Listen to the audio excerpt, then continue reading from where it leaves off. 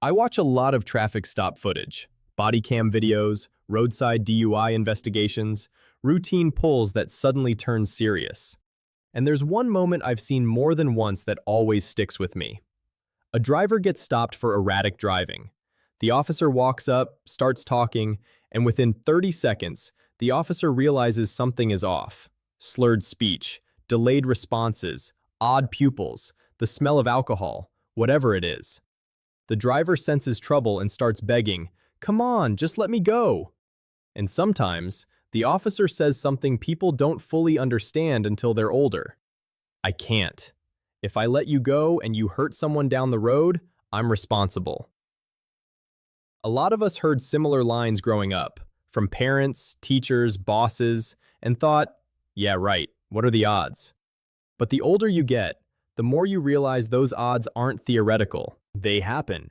And when they do, the consequences can be devastating, not only for victims, but also legally for the people who had the chance to prevent it and didn't. A lawsuit filed in Maine is putting that exact question under a microscope.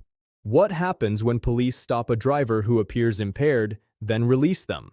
And a fatal crash happens shortly afterward. Here's the story in plain terms. A woman has filed a federal civil rights lawsuit against 3 law enforcement officers, plus the city and the county connected to them. Her boyfriend was killed in a crash caused by an impaired driver. The lawsuit claims that the police had stopped that driver earlier for erratic driving, saw signs suggesting impairment, and still allowed him back onto the road. About an hour later, the driver crossed the center line and struck the victim's vehicle. The victim was killed, and his dog was killed as well. The lawsuit essentially argues the state created or increased the danger by affirmatively releasing someone back into traffic when they had reasons to believe he was impaired and should not have been driving. Now that state-created danger concept shows up in civil rights litigation under certain circumstances, but these cases are complicated and often difficult for plaintiffs. Not every bad decision by a government employee becomes a civil rights violation. Courts typically require specific elements: foreseeability, affirmative conduct, and a clear showing that the state's action made things worse in a legally meaningful way.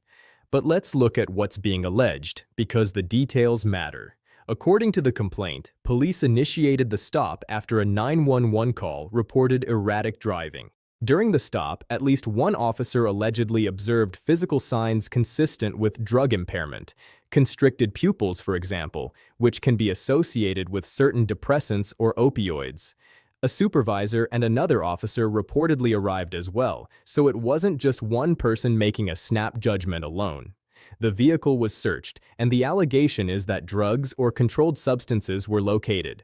The driver was also reportedly on probation with conditions related to drugs, including search and testing conditions. The officers allegedly contacted the probation officer during the stop, and then, despite all of that, the driver was released and sent back onto the road with a warning for erratic operation. After he was released, additional 911 calls came in, reporting erratic driving again. Eventually, the driver crossed the center line and caused the fatal crash. After the crash, the driver tested positive for multiple substances. He later pleaded guilty to manslaughter and received a prison sentence with a portion suspended, followed by probation. So we have 2 realities happening at once. 1. The criminal system handled the driver after the crash. 2. The civil system is now being asked to decide whether officers and agencies should be held liable for what happened after they released him earlier. This is where people's gut reactions split in 2 directions. One side says, if the police saw impairment and let him go, that's unacceptable. The other side says, police make judgment calls all day long. You can't sue every time something terrible happens later. Both instincts exist for a reason, but to evaluate this properly, we'd need to know what was actually done during the stop. And that's exactly why lawsuits like this often center on discovery. What the officers saw, what they wrote, what they recorded, what the timeline was, what the probation officer said, what policies required, and why the decision was made to release the driver. These are the kinds of questions that get asked in depositions. What exactly prompted the stop? Was it only the 911 tip, or did the officer personally observe erratic driving? What signs of impairment were observed? Slurred speech, balance issues, pupils, confusion? Were field sobriety tests administered? If not, why not? Was there any roadside drug evaluation conducted? What exactly was found in the car? Was it legal medication, controlled substances, paraphernalia? Did they have probable cause to arrest? Did they believe they did? What did the probation officer advise when contacted? Did the officers consider calling for a tow or finding a safe alternative instead of letting him drive? Was the driver instructed not to drive?